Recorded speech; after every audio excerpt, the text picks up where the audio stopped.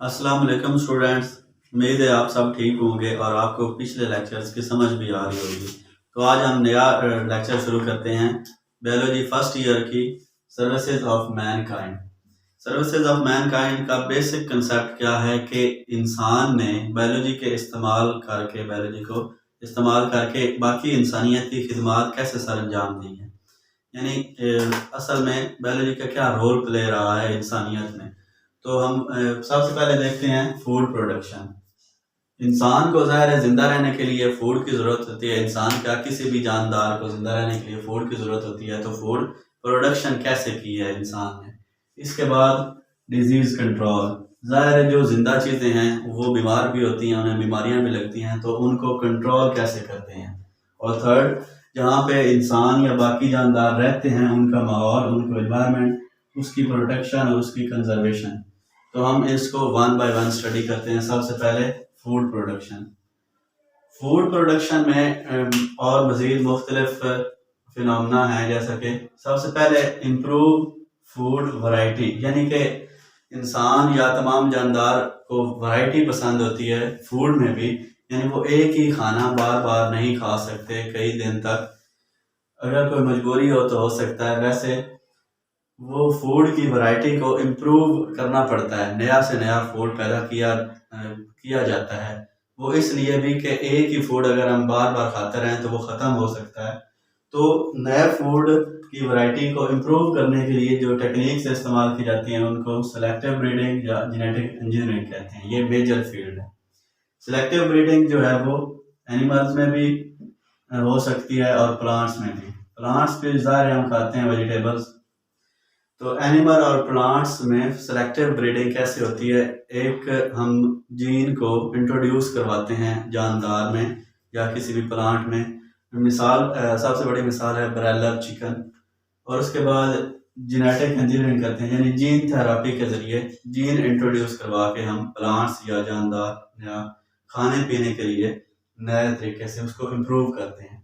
उसके बाद है कंट्रोल ऑफ पेस्ट, यानी कि पेस्ट एक ऐसी चीज होती है, कोई भी हो सकती है, वो जानदार हो सकता है, बायोमेंट्स मतलब कोई जानदार या कोई वीड्स हो सकती हैं या कोई जानवर भी हो सकता है। तो उनको कंट्रोल कैसे करते हैं। जो हमारी सब्जियां हैं या हमारे खाने पीने के जो पौधे हैं, प्लांट्स हैं, उनको नुकसान पहुंचाने से बचाने के लिए पेस्ट कंट्रोल करते हैं।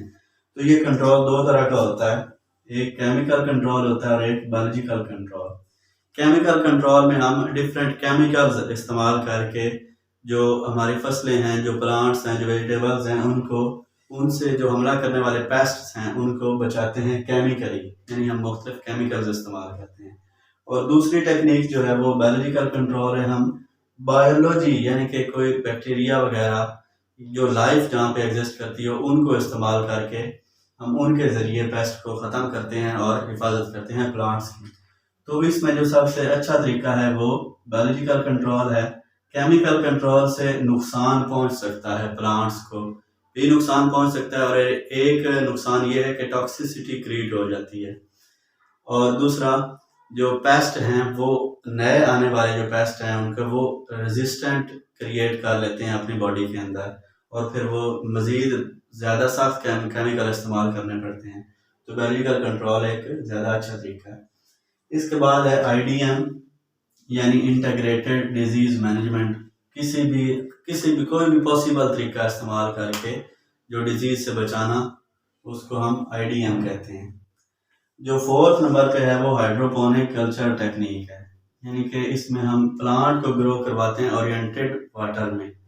इससे भी हम फूड प्रोडक्शन में इजाफा कर सकते हैं। जो फिफ्थ नंबर पे है वो है फूड प्रिजर्वेशन। ऐसा भी तो नहीं होता कि हर रोज खुराक है उसको बनाया जाए फिर पकाया जाए। हर रोज से इस काम के बचने के लिए हम फूड प्रिजर्व कर लेते हैं। या कुछ ऐसे इलाके हैं जहाँ एक खुराक नहीं बनती, वो किसी और इलाके की स्पेशलिटी होती है, तो दूसरे इलाके में पहुंचाने के लिए, उसको ख़राब होने के से बचाने के लिए भी फूड प्रिजर्वेशन का तरीका इस्तेमाल किया जाता है। मिसाल के तौर पर मिल्क की प्रोडक्शन है। तो कुछ ऐसे इलाके हैं जहाँ मिल्क प्रोड्यूस नहीं होता, यानी वहाँ जानवर रखने का बहुत ज़्यादा रकबा भी चाहिए होता है और कंट्रोल भी, तो वहाँ सिर्फ हम मिल्क पहुँचाते हैं स्टोर किया हुआ, तो उसके लिए हम पास्चराइजेशन का तरीका जो है वो इस्तेमाल करते हैं। नंबर सेकंड जो है वो है डिजीज़ कंट्रोल। जैसे कि अभी आपको बताया कि अगर कोई जानवर खाना खाता है तो उसको बीमार भी होना पड़ता है, ज़ाहिर बीमारियां जो होती हैं। तो डिजीज़ कंट्रोल में बायोलॉजी का क्या किरदार है? तो डिजीज़ जो बेसिक जो बड़ी डिजीज़ हैं उनमें एड्स, हेपेटाइटिस, ये वायरल डिजीज़ हैं और ये फैलती कैसे हैं सभी आप जानते हैं। जैसा कि एक कोई सिरिंज जो इस्तेमाल शुदा वो किसी दूसरे में इंजेक्ट कर दी जाए। एक ये फिनोमेना मलेरिया में भी मतलब ऐसे ही होता है कि अगर एक मच्छर किसी डिजीज़ वाले आदमी को काट ले और फिर वही मच्छर जाके किसी सेहतमंद आदमी को काट ले तो उसमें मलेरिया हो जाता है।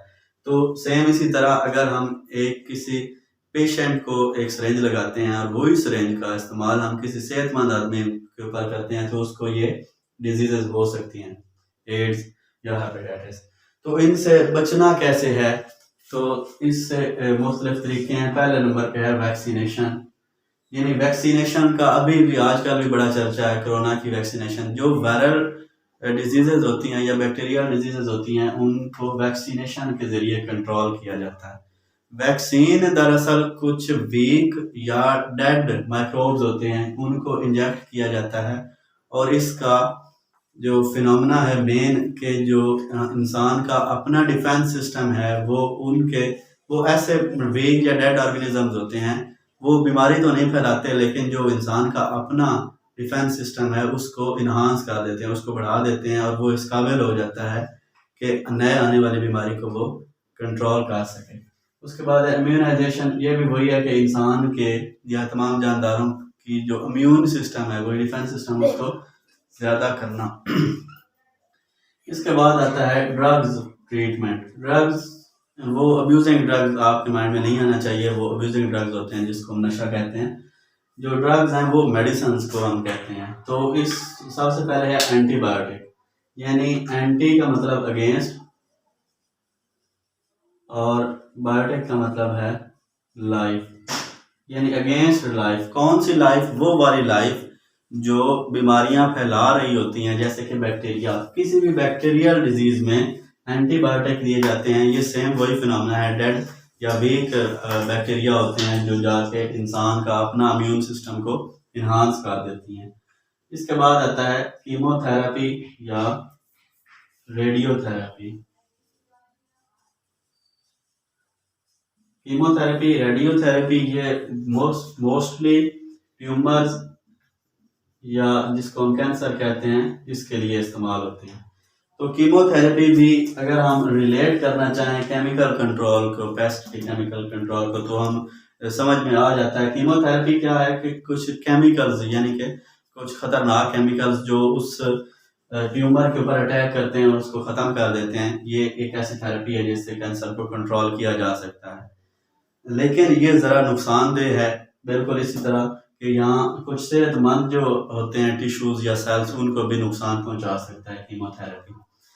लेकिन अगर ज़्यादा ज़रूरत है तो कीमोथेरेपी से इलाज किया जा सकता है। उससे बेहतर है कि आप रेडियोथेरेपी करें। रेडियोथेरेपी में जो रेज हैं, रेडियो एक्टिव रेज, उनको इस्तेमाल करके उनको ट्यूमर के ऊपर अटैक करवाया जाता है जिससे ट्यूमर ख़त्म हो जाता है।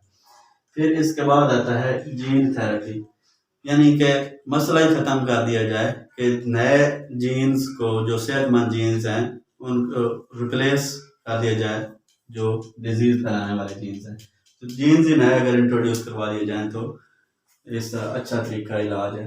इसके बाद IDM, वही अभी आपने पढ़ा कि इंटीग्रेटेड डिजीज़ मैनेजमेंट, कोई भी पॉसिबल तरीका इस्तेमाल करके हम डिजीज़ को कंट्रोल करते हैं। इसके बाद जो थर्ड है protection and conservation of environment, ये हम नेक्स्ट लेक्चर में पढ़ेंगे। आप इतना ही बर्दाश्त कर लें तो काफ़ी है। उम्मीद है आपको समझ आ गई होगी। वस्सलाम।